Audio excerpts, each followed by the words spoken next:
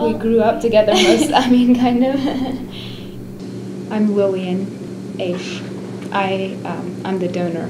And I'm Melanie Miller, and I'm the recipient. I was in first grade Okay, when our family moved into the community, and so yeah, we've been in the same church ever since then. So pretty much grew up together. I got sick in January of 2016. I had pneumonia first, and then I wasn't getting better, and so I went in to get it checked out, and ends up that my kidneys were failing me. It's an autoimmune thing, so they attack themselves. I was living in Virginia at the time, so I moved back to Kansas eventually, and was on dialysis till May of this year when I received a kidney from Lillian. So Yeah, I remember it was January when we got the news that you had been admitted to the hospital with kidney failure. Right when I got the news that she was sick, it hit me pretty hard. But then further on down the road, when she was put onto a transplant list, I knew I wanted to be tested just to see if I would be a match. We ended up being the same blood type, and they did a lot of blood tests and urine tests, and I had some scans done to check everything to see if I would be a possible donor. our community is so amazing. I was just so amazed by the people that were willing to get tested, were willing to check into it. I was blown away by how many people.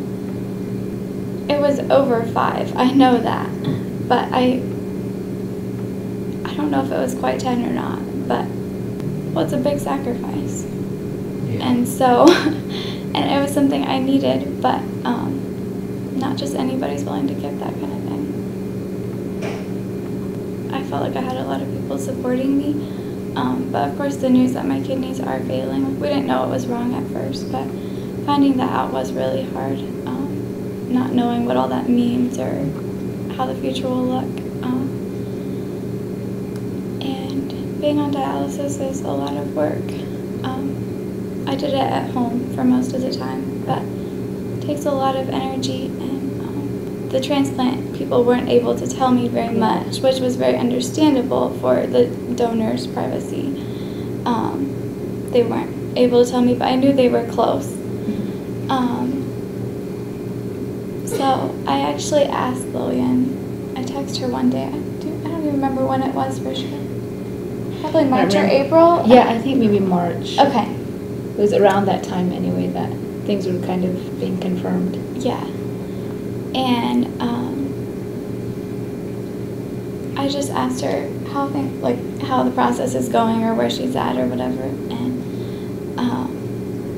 then she said that she had been approved. Was it then? I think it was then that you told me. I think I had just found out a few days before that, they had called me and said that I have been approved to be a kidney donor to Melanie.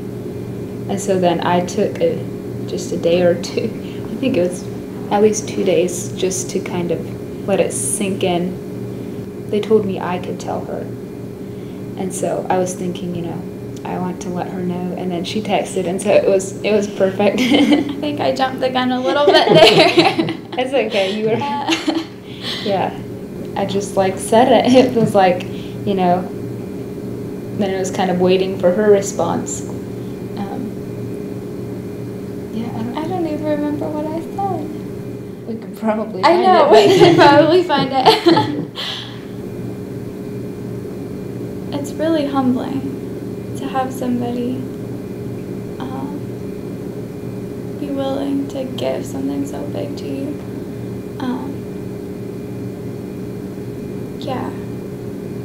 I was very thankful, but sometimes it almost feels like such a big gift that it's hard to receive it, but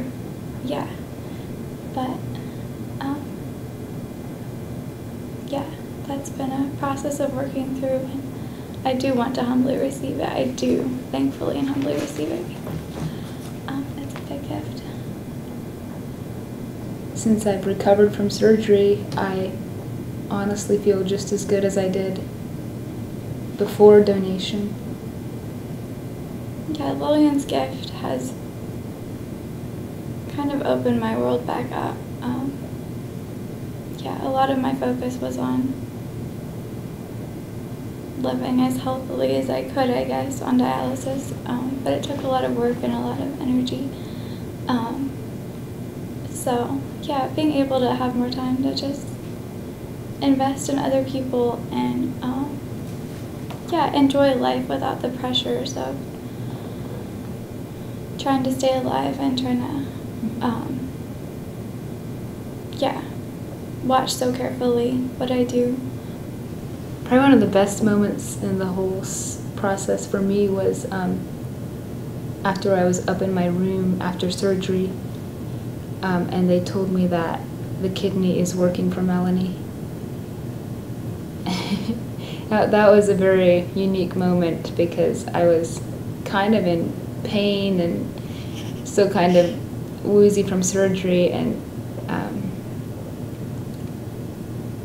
but then I was so happy to hear that it was working, and I don't know, it was just a lot of emotions going on, so that was a really big moment for me. I remember being really excited. You'd think you'd be scared to go into surgery, but I was so excited the morning of surgery. Yeah, it was going to be life-changing for me, and I was really excited about that. I'm thankful too that Melanie, yeah, that I can spend more years with her as a friend, growing up together and, yeah, journeying through life together. Yeah, life is a gift, and I mean, life is a gift for anybody, but I had probably come closer to death then than I ever have before. And so it does make you realize how fragile life is.